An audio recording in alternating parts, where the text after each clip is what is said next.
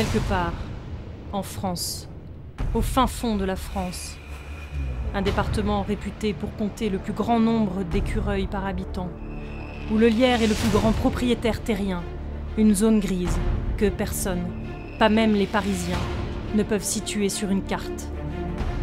La Creuse, si vide, porte en son sein un pays plus petit encore, 1573 km², 17,2 habitants par kilomètre carré, 5 communes de plus de 1000 habitants, le pays de Combrailles en marche. Bon, oh là, ça va, oui? On s'entend plus, un peu de silence. Qu'est-ce qui se passe ici?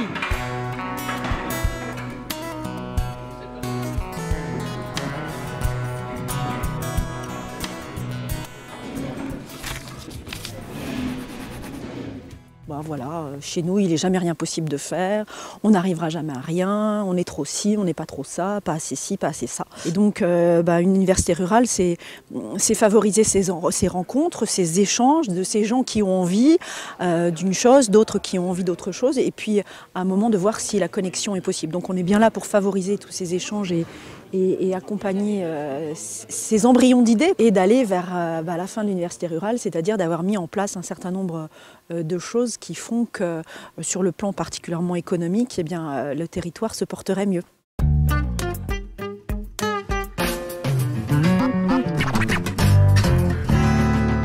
L'université rurale, c'est une année d'expérimentation, une année de réflexion sur une thématique choisie. Sur plusieurs thématiques choisies. En l'occurrence, on en a choisi 3 sur le pays Combrailles en marche. Les cantines, l'approvisionnement des cantines en produits locaux pour être précis, la transformation et la commercialisation, toujours des produits locaux, et l'utilisation du bois en tant qu'énergie renouvelable et surtout en tant que ressource locale. On nourrit la forêt comme les feuilles, etc. On part du principe de récolte d'un bois qui est mûr.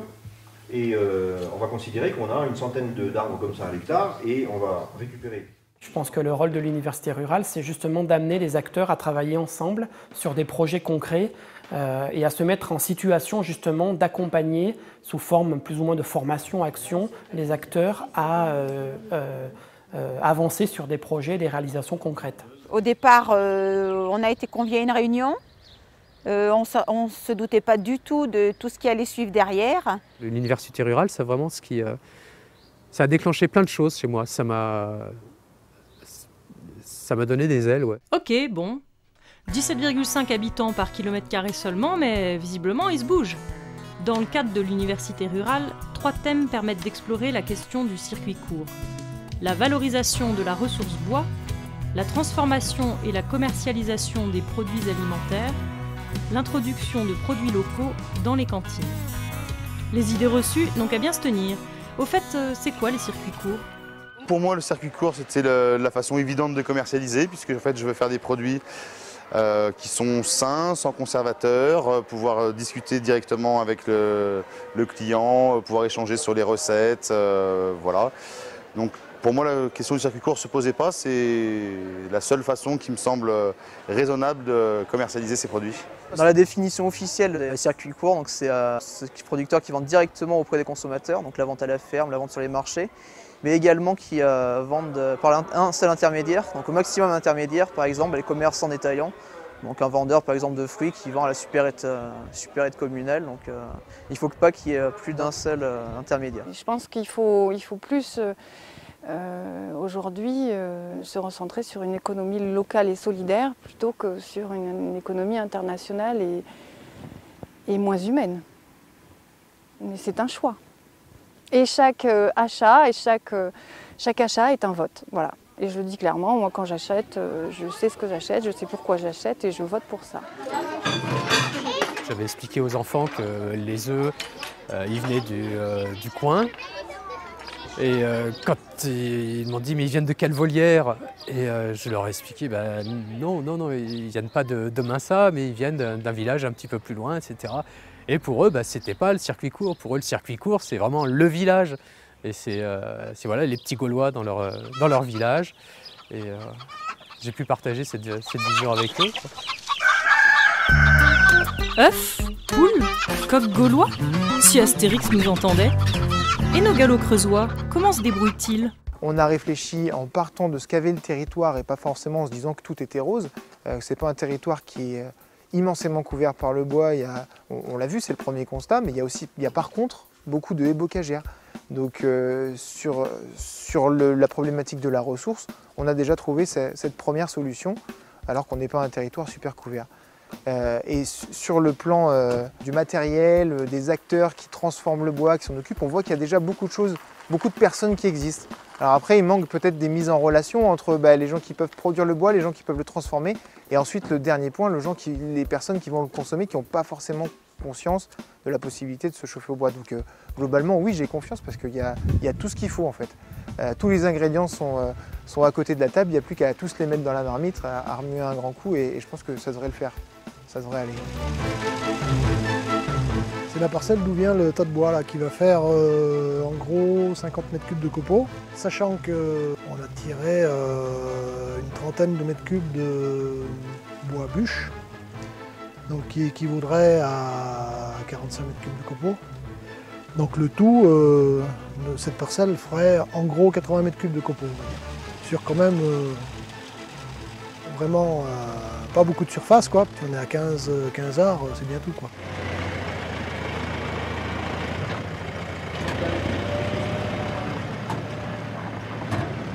Quand on a démarré, en fait, je ne voyais pas bien comment on pouvait mettre à notre niveau une filière bois sur le canton, sur un canton, sur un pays comme le pays Cambrai-en-Marche, ou même sur le canton comme le canton de Boussac. Et déjà, la première chose que ça m'a apporté, c'est que maintenant je sais qu'on peut le faire. On a eu des exemples, on a parlé avec des gens qui l'ont fait, on a la matière première, on a aussi plusieurs clients potentiels qui seraient susceptibles d'installer des chaudières bois, donc il n'y a aucune raison qu'on ne puisse pas le faire. Étant donné qu'on arrive en concurrence au niveau de l'énergie, c'est de démontrer qu'il y a beaucoup d'acteurs qui ont un intérêt de développer ça.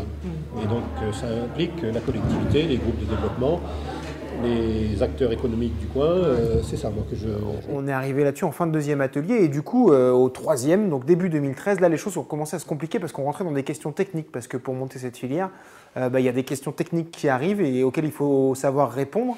On sort un peu du monde tout rose de c'est facile, il y a un consommateur, un producteur, on arrive sur des questions qui sont complexes. Et donc un besoin d'information qui était crucial. Alors du coup, on a organisé une journée d'échange avec d'autres territoires qui avaient avancé sur la thématique. Je vais essayer de vous expliquer rapidement comment un petit groupe d'agriculteurs on a réussi à se mobiliser pour approvisionner une chaudière comme celle de Neuville-Saint-Sepulcre. Donc vous voyez la puissance. D'abord, tout tourne autour d'une cuma.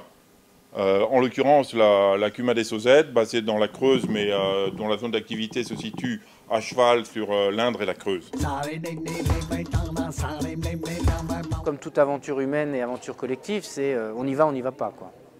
Je n'ai pas senti plus que ce que nous avions vécu de nous, c'est-à-dire de se dire, bon, alors on monte la plateforme, mais on ne la monte pas. Et donc c'est une question d'avoir des gens qui portent ça, parce qu'il y a quelque chose d'un peu... c'est hors des cadres des sentiers battus encore, le bois énergie. Ça marche très bien, c'est tout à fait crédible, mais en même temps, il faut des leaders et des gens qui portent les projets, qui disent « Regardez, ça marche, on va vous montrer, on fait visiter ». Donc c'est plutôt cette étincelle-là qu'il faut, il faut que des gens se rassemblent, qu'il y ait des gens qui portent un peu fortement la parole et qui arrivent à présenter aux élus, aux agriculteurs ou aux forestiers la possibilité de le faire. Donc il y a tous les ingrédients, après c'est une question de on y va pas, mais comme tout projet, celui-là comme les autres.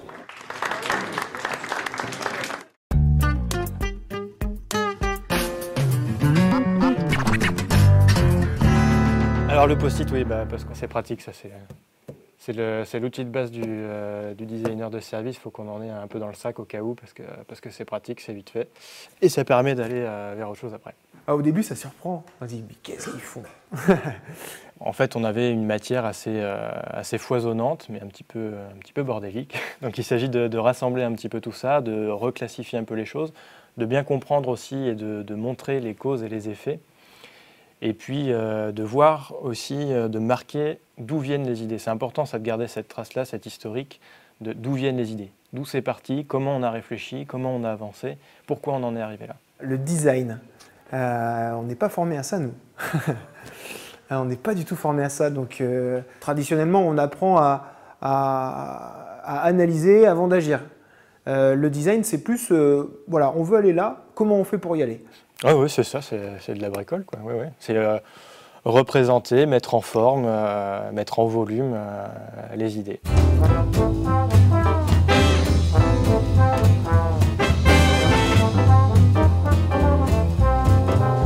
Les cantines, par exemple, on était parti de, deux constats qui étaient le problème des bas morceaux. Comment est-ce qu'on arrive à valoriser les bas morceaux parce que ça coûte cher, la viande chez un producteur direct. La viande, c'est même ce qui coûte plus cher que les légumes.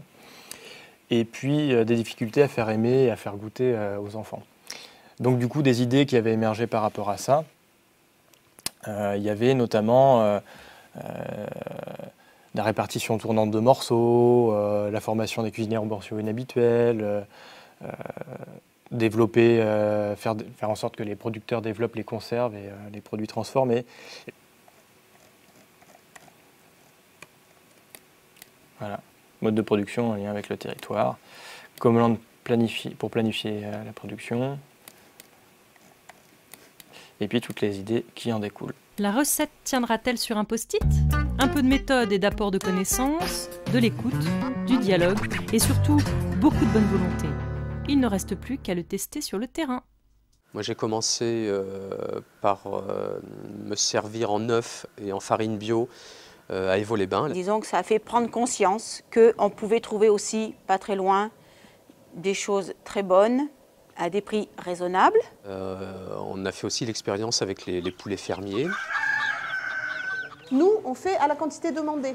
Donc quelque part, même si elle paye sa viande un tout petit peu plus cher, elle va s'y retrouver parce qu'elle n'aura pas de perte. Elle va avoir juste commandé la quantité qu'il lui faut. Ça ne nous coûte pas plus cher. Ce que je commandais avant me coûtait très cher parce qu'il y a plus d'intermédiaires. Là, il y a un petit peu moins d'intermédiaires, donc ça fait descendre le prix de la marchandise, forcément. On avait émis l'idée de faire un jardin pédagogique pour les enfants. Donc on a obtenu un terrain de la part de la mairie. On a 2000 m² qui nous attendent juste en face de l'école, donc on est super contents. On teste des nouvelles choses aussi. L'autre jour, par exemple, on appelle ça le menu royal. C'est-à-dire qu'on fait une petite quantité d'un produit et on le fait goûter aux enfants sans leur dire ce que c'est, pour essayer de leur montrer qu'on peut manger quelque chose qu'on n'aime pas, mais cuisiner différemment. Étant donné que moi je suis un petit peu le point du milieu, c'est-à-dire que je suis à 10 km de chaque cantine, je leur ai proposé de pouvoir entreposer les légumes dans mon local et que je puisse les emmener aux cantines quand j'y vais. Dans les cantines, la popote mijote, ça commence à sentir bon. Côté bois, par contre, ça a l'air plus rugueux. Les chantiers sont lourds et techniques et l'atelier peine à bâtir du concret. Qu'est-ce qu'on fait des copeaux, comment on les vend, comment on les sèche, voilà, tout ça, c'est des choses qu'on peut construire ensemble.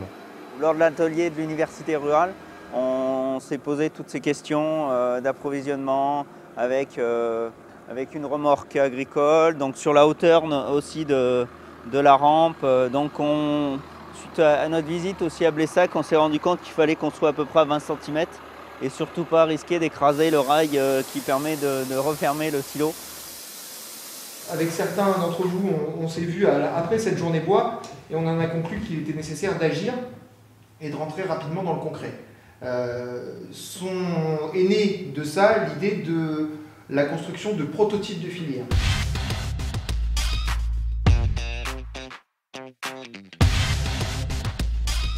Avec la thématique de la structuration d'une filière bois, on est sur des choses qui sont beaucoup plus complexes et beaucoup plus longues à mettre en œuvre. On sait abattre des branches, entretenir une haie et la valoriser. La question n'est pas, de l'action elle-même, mais du savoir-faire collectif. On a réalisé des travaux d'élagage chez des particuliers, notamment des agriculteurs.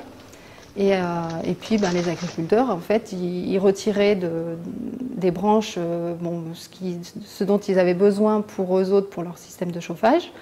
Et puis après, on avait toutes ces branches qui restaient, qui ne savaient pas en fait ce qu'ils pouvaient en faire et qui partaient en fait en fumée.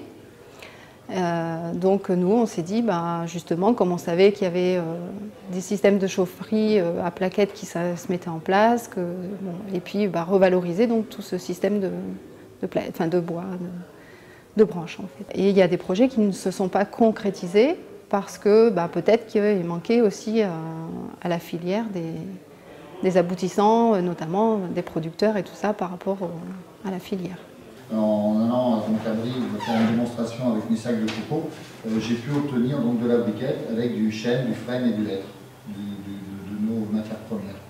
Et là maintenant, alors sans aucun liant, c'est tout à fait écolo, on met les sacs de copeaux dans une cuve et ça vous sort ce type de briquette, qui peut être retransformé en copeaux si besoin, quoi. Alors ça va dans des poêles canadiens, ça va dans des inserts, On est arrivé à la construction de plusieurs bribes de projets qu'on a appelés prototypes. Il y a la question d'un magasin général du bois qui est un peu un outil de communication pratique sur la question du bois, sur lequel on va pouvoir voir à quoi ça ressemble, ces échantillons, mais aussi prendre des contacts d'installateurs, mais de producteurs, de telle ou telle forme de bois, que ce soit de la surge, le compost, les plaquettes, voilà.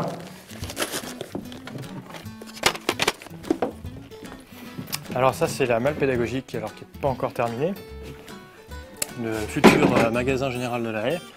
Donc en gros on s'était fixé un cahier des charges, ça doit loger dans un coffre de Clio, pile poil, et puis être tout terrain. Donc c'est pour ça qu'on est un peu sur le mode de... Voilà, il y a une roue qui permet d'aller dans à peu près toutes les directions. Une grosse roue. Et dans cette malle, on va pouvoir l'ouvrir comme ça. Et puis ici, à la place de l'ancien écran de projection, on va pouvoir dérouler le menu des différents produits et usages du bois qui vont s'accrocher comme ça. Ici, on va mettre les échantillons, donc comme par exemple ici les bûches de copeaux recomposés. Ça va venir là, et puis on va avoir aussi différents documents, des photos, et puis l'annuaire dynamique à remplir par les différents acteurs. Donc tout ça en 8 mois, même si ça peut ne pas sembler très significatif, pour moi c'est quand même un pas important. Et je n'étais pas du tout sûr, il y a 8 mois, de n'être au mois de juin, là, arrivé à ce niveau de développement. Les projets avancent, tout va pour le mieux dans le meilleur des mondes. Vraiment, il n'y a rien qui coince parfois?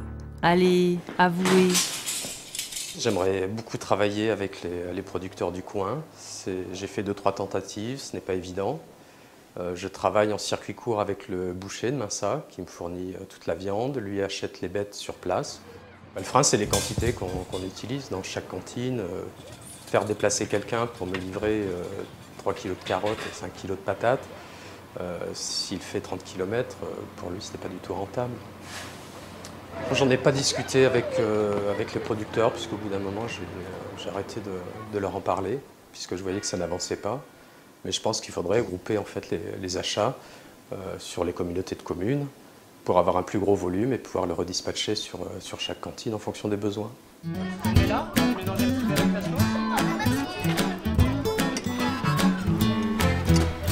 Allez, je veux bien réfléchir à ça, hein, mais enfin, on a réfléchi déjà. Les maisons de retraite, vous pouvez essayer de travailler avec eux. Oui.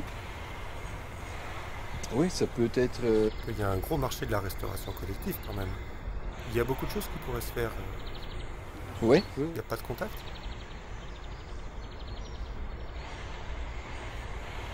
J'essaye de réfléchir à comment faire. Oui, mais évidemment, partir pour 50 € de légumes, ça vaut pas le coup. Partir pour 500, ça vaut peut-être... Là, on va commencer à réfléchir, allez. Il y a quelques freins quand même au niveau de producteurs, dans le sens où, comme il y a des petits villages qui sont assez dispersés, c'est un problème logistique en fait. S'il faut aller livrer des petites quantités un peu partout, on ne peut pas faire ça. Et ça, c'est dommage. Mais peut-être que justement pendant l'université rurale, on va arriver à trouver une solution pour ça, en se mettant ensemble, qu'on peut trouver une solution de transport groupé, en fait.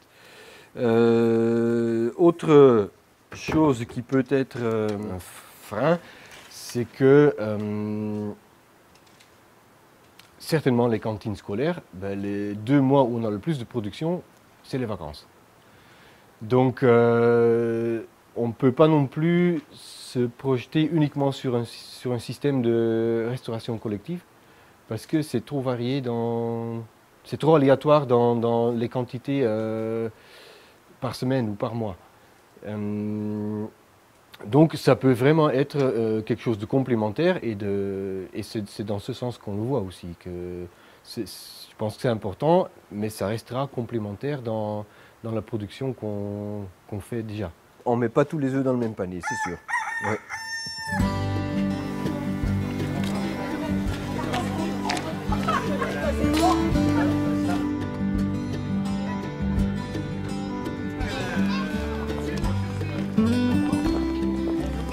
Qu'est-ce qu'on fait?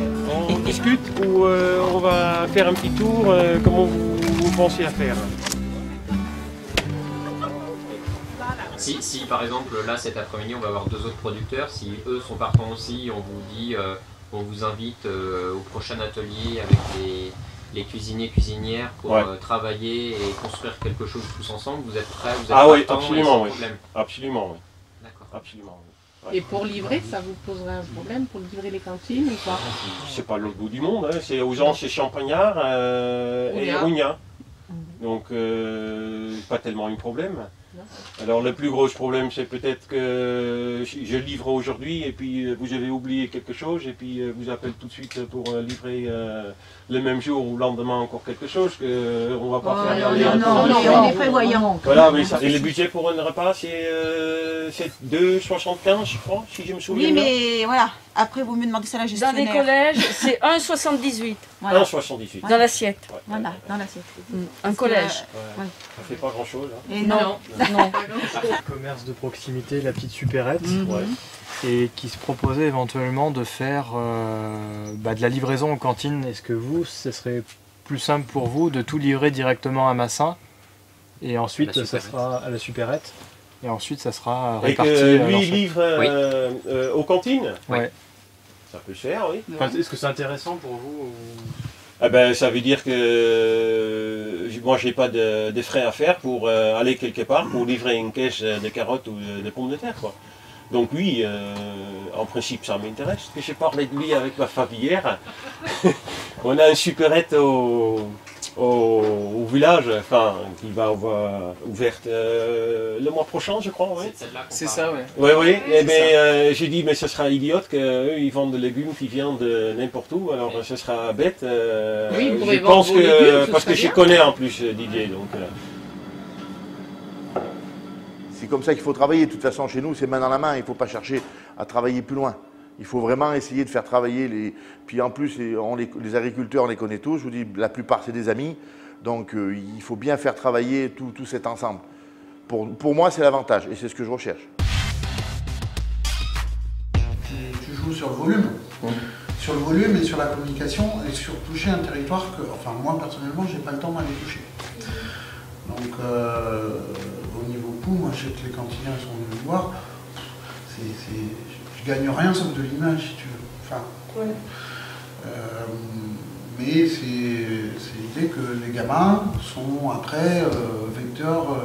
Les parents viendront peut-être à la ferme, mais là, il y a une marche qui est différente. Est-ce que vous avez des remarques ou des choses à apporter? Est-ce qu'il y a une idée qui vous paraît plus intéressante que les autres? Le souci, c'est de vendre, c'est clair. Donc entre la transformation et la commercialisation, on revient toujours sur la commercialisation. C'est ça qui m'a vraiment frappé.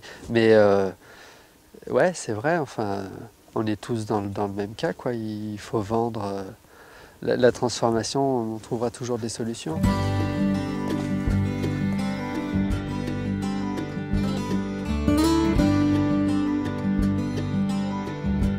À 4h30, on ira être installé ça vous avez vu comment ça se passe.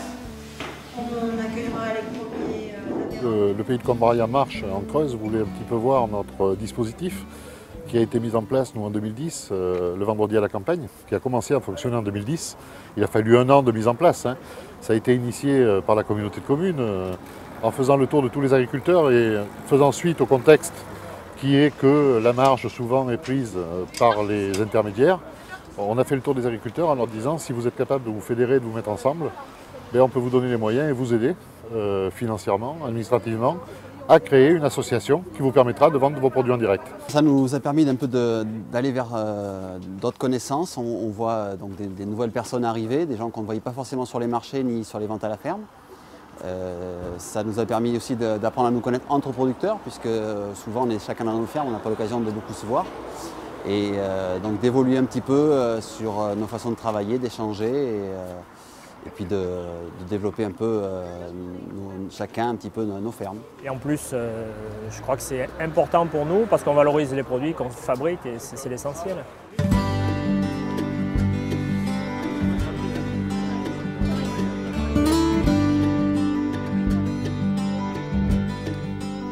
Long ce chemin pour dépasser les blocages. Prenant les devants, l'équipe de l'université rurale a monté une expérimentation pour les producteurs, un atelier dégustation à la médiathèque de Chambon-sur-Voueize, histoire de tâter le terrain d'un marché des producteurs nouvelle vague. En tant que producteur, on peut qu'être content qu'il y ait des initiatives pareilles. Notre but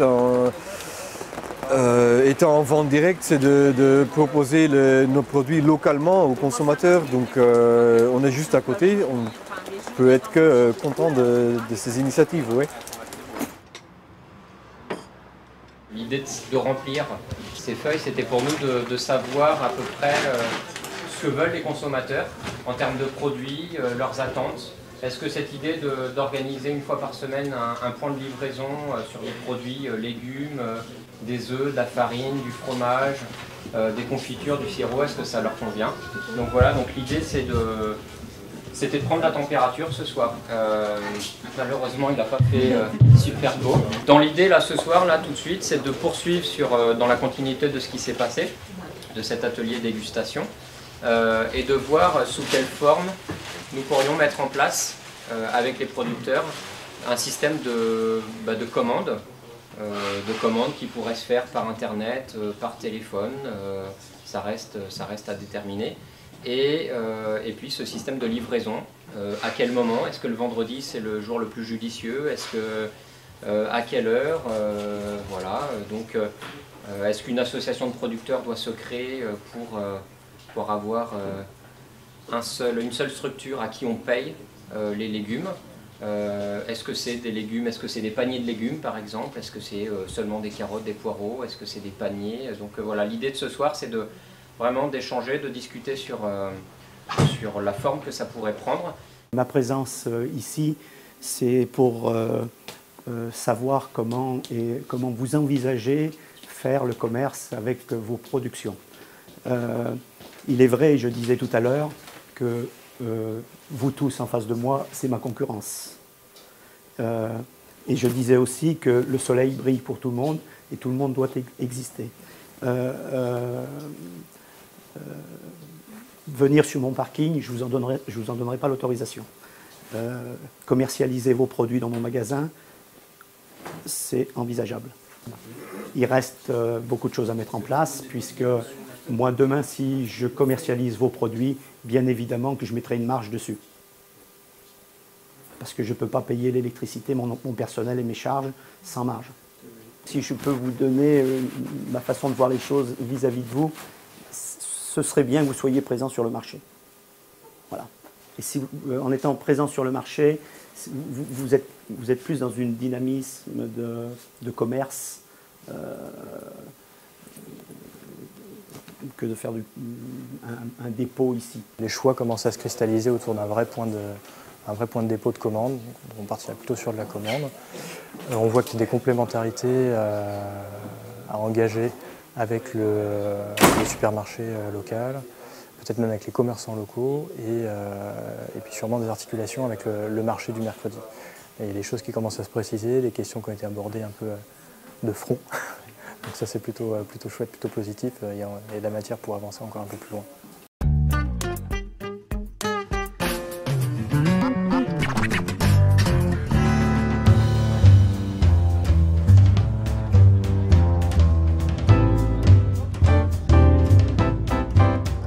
Nous voilà pour le jour de test. Vous pouvez commander quand vous voulez dans la semaine, jusqu'au mercredi soir. Et le vendredi, vous avez votre panier qui est prêt, livré entre 16h et 19h à Chambon. Nous, la commune, on a été on a suivi par l'intermédiaire de la communauté de communes le projet.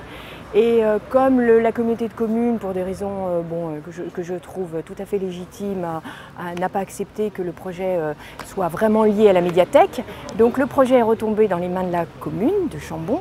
Et nous avons examiné, nous avons rencontré les producteurs qui nous ont expliqué leur projet. J'avais invité tous les élus de la commune à les rencontrer. Et la rencontre s'est fort bien passée. Et voilà, donc aujourd'hui, c'est pour ça qu'à Chambon, eh bien, nous avons le draft des producteurs. Et à propos de la polémique, tout est rétabli. Et à mon avis, quand on voit le succès de ce soir, on peut espérer quelque chose de très positif. C'est sûr qu'il y a encore des choses à améliorer, mais c'est les semaines qui suivent qui vont nous dire ce qu'il y a à améliorer ou pas. Voilà, monsieur. Merci beaucoup. Merci beaucoup. Je croyais tout de suite dans le projet, donc on a décidé, comme j'avais des terres disponibles, d'attaquer en grand. Donc on a triplé notre surface. Enfin, le but c'était de doubler et puis finalement on dit tiens, pourquoi pas tripler pour avoir plus de marchandises. Et puis donc les livraisons à des écoles qui ont pris assez vite lieu, quoi. Donc j'ai débité tout mon stock d'hiver de l'année dernière. Et après j'ai tombé dans un trou parce que j'avais plus rien à vendre sur le marché durant le printemps. Alors, et beaucoup de boulot parce que tripler de terre, ça veut dire qu'on avait beaucoup plus de boulot. Et puis, mais ça s'est rattrapé durant l'été et surtout à partir du mois de septembre quand j'ai commencé à livrer des écoles. Et maintenant avec le vendredi, c'est la première fois, alors j'espère que ça va rester comme ça, mais le succès est gigantesque, quoi, on peut le dire. À la semaine prochaine. Oui, la semaine prochaine, à vendredi. J'avais 15 commandes en total pour le premier vendredi, donc ça fait énorme, quoi. Il y a des marchés qui passent où j'ai beaucoup moins que ça, quoi. Pour l'instant, l'association du pays nous aide beaucoup sur la mise en place des bons de commande, etc. Il va falloir qu'on soit autonome. Donc ça veut dire peut-être créer un site internet, etc. Investir là-dedans. Donc il faut voir si nous, on a les reins assez solides pour arriver à faire ce genre d'investissement.